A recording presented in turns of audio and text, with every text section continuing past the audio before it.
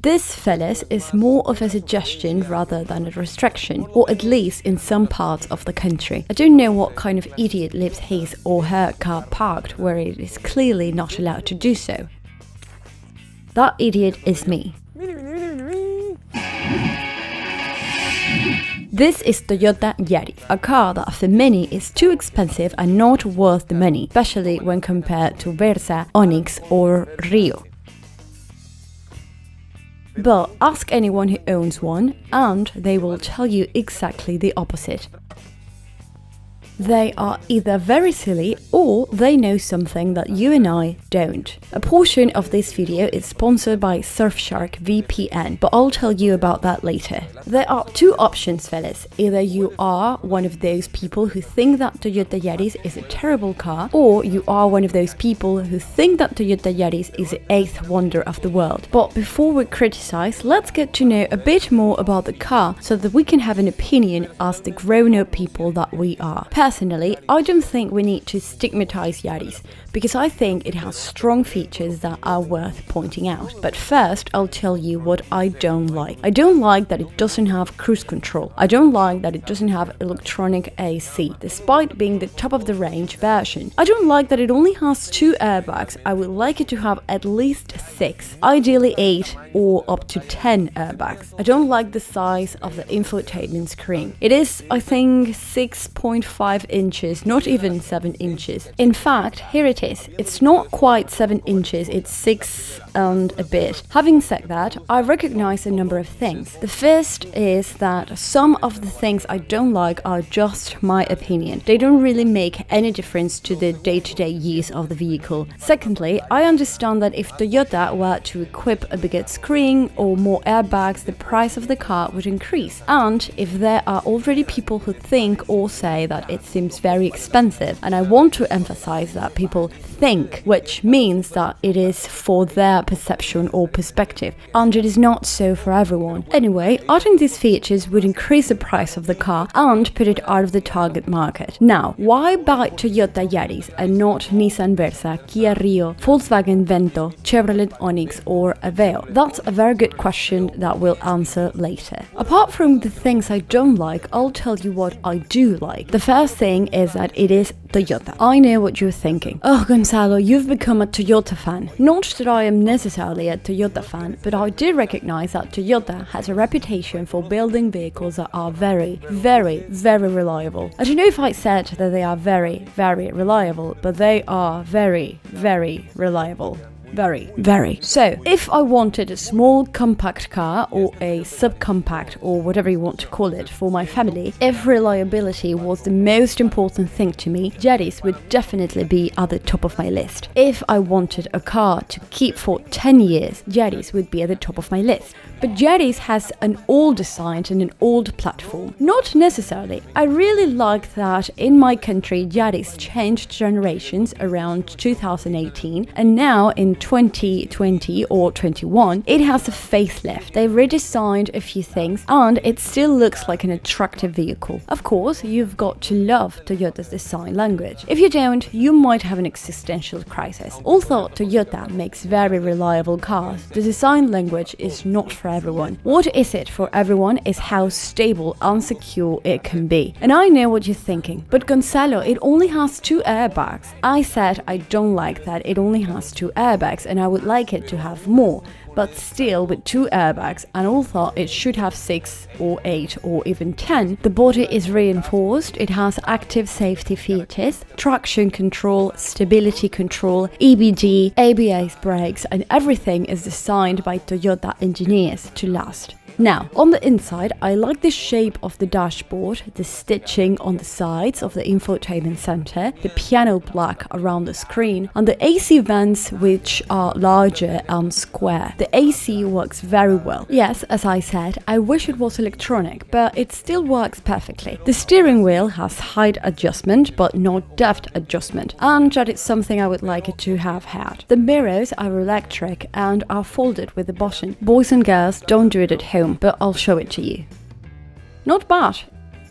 It's very ergonomic and very comfortable. The seats are extremely comfortable. I love that Toyota makes the backrest a little wider and concave to support the back, and there is good support on the sides, even at shoulder height. The shoulders are broad, the headrests are wide, the seat in general is wide. Slightly bigger people can fit in here very comfortably. The space is fine, it's what you would expect from a vehicle of this size. We have this much above my head. I am 1.76 m. So far in the city it's giving us 7.7 liters per kilometer, which is about 13 kilometers per liter for city driving. There are buttons to answer calls, volume, navigation, media, AM, FM radio.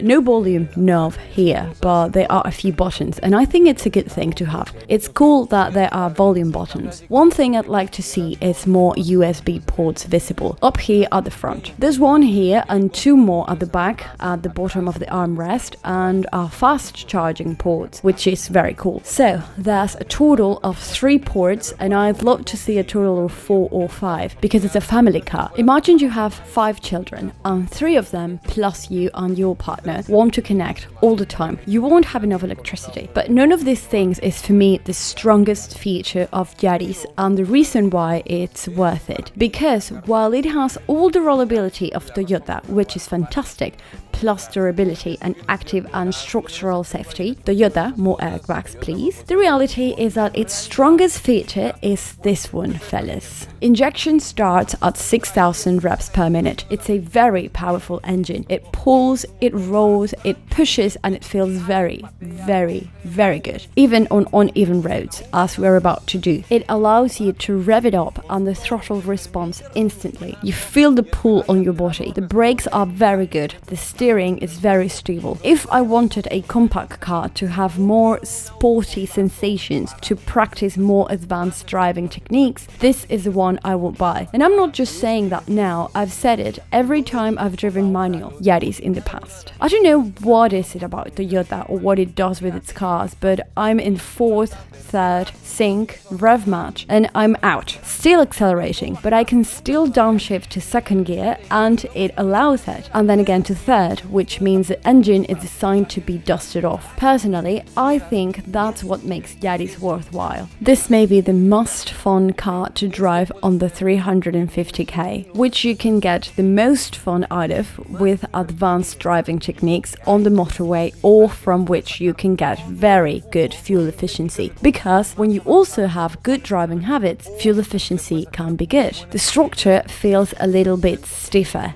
Again, 4th gear, down to 3rd, engine revs smoothly and without any issues. The throttle responds really well. We'll take that turn, we make our line, and we keep going. It does not lose its strength at any point. The delivery is very good, and the sound, fellas, it sounds very good for its price and size. They don't make them like this anymore, except for this one and a few others from another brand, but the one I have in mind is this one. I have to admit that the exterior design, I'm not that big a fan of Toyota's design. I like the FJ Cruiser a lot, I like the Highlander and Tundra a lot, but the design in saloons, I've never wanted one in my life. I prefer SUVs. But this engine and this transmission, this powertrain, the throttle that gives instantaneous response, steering, suspension, body stiffness for its price range are freaking unbeatable, fellas. Unbeatable. And that's what makes it exceptional. An exceptional car. Yes, unbeatable. And anyone who owns a Yaris can tell you that.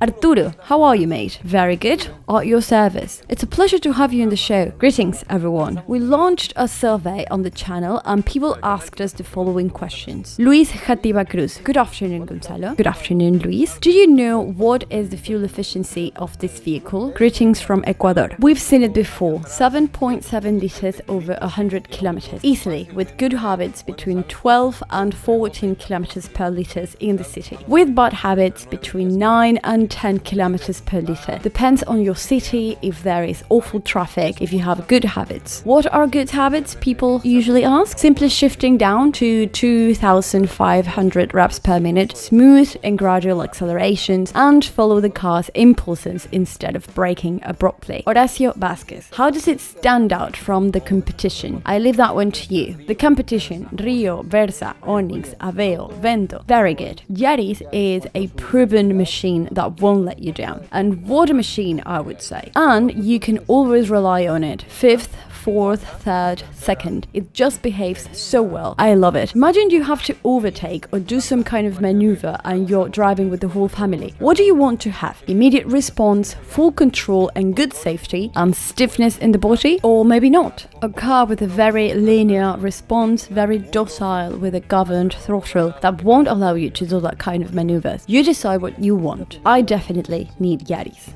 Yes. Jose Miguelito. Country of origin. Is it an evolution of the previous Yaris or is it a different model and they named it the same way? Country of origin, Indonesia. It is the same Yaris and has only cosmetic changes with upgraded engine and transmission. When was the last Yaris generation change? 2018. It's a vehicle that has only been with this generation for 3 years, so it's relatively new in its technology. Alfredo Álvaro Osequeda. When will the line change? A change of generation is needed. Another. It is very recent, 2 or 3 years old. Maybe there's a change of line. Maybe. If you buy a Yaris now, you don't have to worry about next year's generation change and a loss of value. That is one of the things that Toyota takes care of. Yaris lasted from 2006 to 2016 with the same line. That is 10 years. It changed in 2017 and then again in 2018. LS Isaac. Does it have driving assist, such as cruise control? No. Reverse camera? No, neither. Reversing sensors? It doesn't have. Adaptive cruise control? Not yet. Autonomous braking? Not yet. Lane tracking assist? No, that neither. Lane departure alert? Not yet. Cross traffic sensor? Nope. Pedestrian alert and sensor? No. But as we have already discussed, in that case we would move to another Toyota segment that does have all of those features. Personally, I have to admit that I love Corolla Hybrid. Prius I like, but I loved Corolla Hybrid. Watch the video of the Corolla Hybrid we have on the channel. You can look it up just like this, Corolla Hybrid Gonzalo. It is superb fuel economy, very well equipped in terms of safety, and it's a very complete car. Manuel K. This is a question I'm going to answer. What did they give you to speak well of it? What did you guys give me to me? Mate, we only gave it to you for the pleasure of driving a vehicle of this magnitude. A few minutes ago you accelerated and I can do it again. Look, very few cars can give you the experience and the excitement that this one can. Of this price range, yes, very few. But could you answer the question, Gonzalo? What did we give to you? I didn't get anything, just the opportunity to drive it, and I'm very happy with that. And it's not the perfect car, as I said, but my god, what it does very well. And Yaris owners know it, and that's why they are in love with their Yaris cars. Manuel K, give yourself the chance to at least drive it. If you're in Mazatlan, where should people go and for whom should they ask? Arturo Prado at your service, Toyota Mazatlan in front of Gran Plaza. There you go, fellas. Front-wheel drive, 1.5 engine, 107 horsepower, 103 pound-foot of torque, and the torque comes from very low down. 3, 2, 1, accelerating. We lost a valuable second on something at the start because of the skid, but we have already passed 100 kilometers per hour. My people, it is very fast, but it almost reaches 100 kilometers per hour in second gear, and if the first gear was a little bit longer, it would reach to 100. Yaris is an exceptional car, and if you're thinking about buying a car for platforms, it's worth it if you have the money to buy it, because it is a very reliable car. Now, how much does it cost? Top of the range manual, which is the only version we have in manual, 303,900 Mexican pesos. Top of the range automatic, 320,900 Mexican pesos, or 289,900 Mexican pesos for the basic version. We are talking about approximately $14,600 US at today's exchange rate for this version, top of the range manual, and lots of fun. And now tell me, Gonzalo, how many units of this price are there there in this range? Very few. Top of the range. And manuals? None. This is the only one. You want a compact, fuel-efficient family car, but with plenty of power for less than 320k, with manual transmission for the top of the range version, Yaris only. That's it, fellas. And definitely another important feature is that when it comes to resale in 4 or 5 years, there will be always someone interested in buying at a very good price. Yes, that is absolutely true. Safety and security are two very important aspects, and we have to deal with that every day. And sometimes it can be very difficult to find the right solution. Wouldn't it be great if there would be a solution that eliminates most of the problems? Most internet users are not aware of the amount of surveillance limitation, data mining, and data theft carried out with your personal information on a daily basis. Surfshark VPN can get rid of all these problems for you with one easy-to-use solution for everyone. Surfshark can make you an anonymous user online and thus make your online activity much more difficult to monitor, steal, or track. So you can be sure that for you, using Surfshark, the internet is a safer and more enjoyable place, and above all, more private. With the push of a single button, you can forget about data mining, data theft, and intrusive advertising. But have you ever heard of geo-blocking? Well, Disney Plus or Netflix have different movies or series for each country. Although this seems silly to me because access to online content shouldn't be defined by your geographical location, nor should it be linked to your nationality. Surfshark gives you all the access you need. Simply connect to the service and update your page or browser. And that is it. Access granted. This is how I watch many series and films that an ordinary Mexican would not have access to because of the geographic blockade. I personally use Surfshark every day, and I have it set to start automatically when I use my computer or browser. Whenever I need it, I can activate it with one click, and you can use the promo code Gonzalo, altogether capital letters, Gonzalo, to get an 83% discount, plus an additional 4 months free use of Surfshark. Surfshark offers a 30-day money-back guarantee, so there is no risk. If you don't like it in 30 days or less, they give you your money back. Don't let your information be stolen. Surf privately, surf securely, and access more content. I leave you the link below in the description for you to access with the code Gonzalo to make your discount valid.